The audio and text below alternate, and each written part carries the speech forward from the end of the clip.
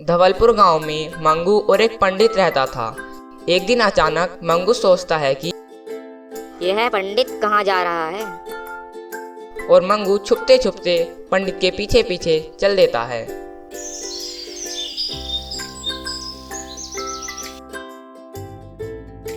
मंगू छुपते छुपते पंडित के पीछे चल ही रहा था कि रास्ते में एक नदी आती है।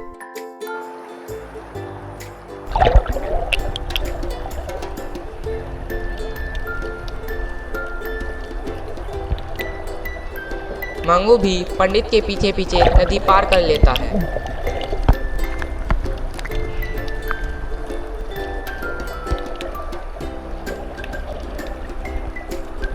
मंगू पंडित का पीछे करते करते एक जंगल में पहुंच जाता है।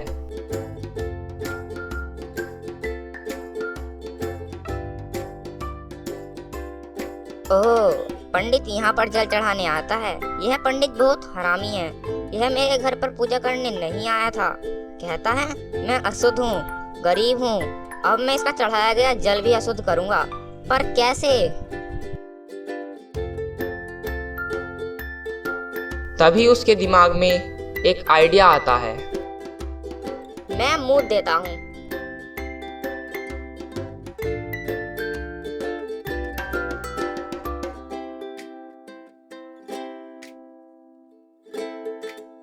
और वह शिवलिंग पर मूत देता है।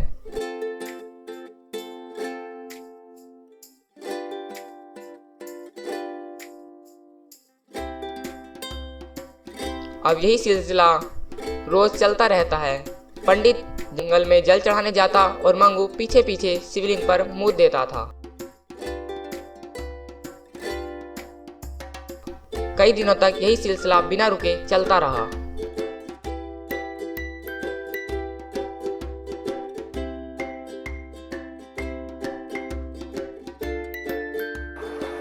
अचानक एक दिन नदी में पानी ज्यादा हो गया। आज तो नदी में पानी बहुत आ गया। तैरना तो मैं इस पार है, पर मैं कहीं डूब ना जाऊँ। मैं न जा रहा आज, कल को जाऊँगा।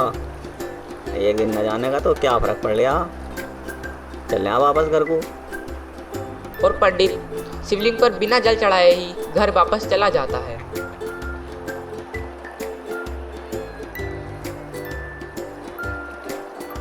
ये पंडित तो डर गया, पर मैं तो जाऊंगा, चाहे कुछ भी हो जाए।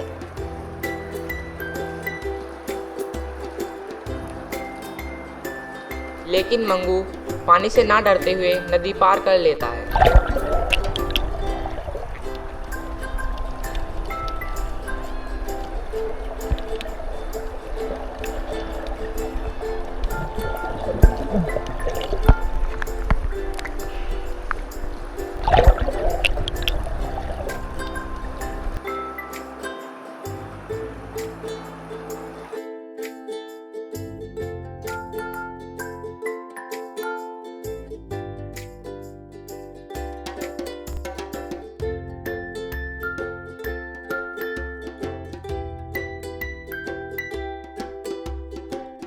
तभी वहाँ भगवान प्रकट होते हैं। मंगू डरो मत, मैं तुम्हें वरदान देने आया हूँ।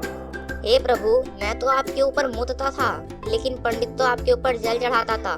फिर भी आप मुझे क्यों वरदान देना चाहते हैं? क्योंकि मंगू वह पंडित तो ढोंगी है। वह नदी में जरा सा पानी देखकर डर गया, जबकि वह तैरना जानता है।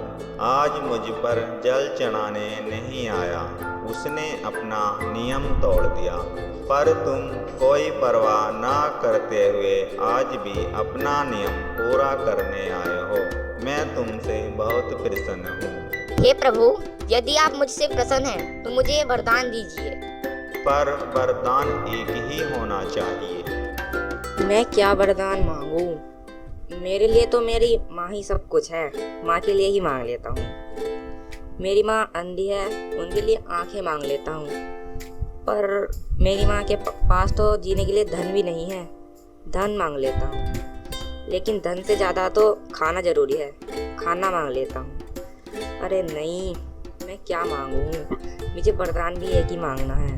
हाँ, हे प्रभु, मुझे वरदान दीजिए कि मेरी माँ मुझे सोने के कटोरे में दूध पीती देखती रहे। भगवान भी उसकी बुद्धि से बहुत प्रसन्न हुए क्योंकि उसने एक ही वरदान में तीनों वरदान मांग लिए। तथास्तु।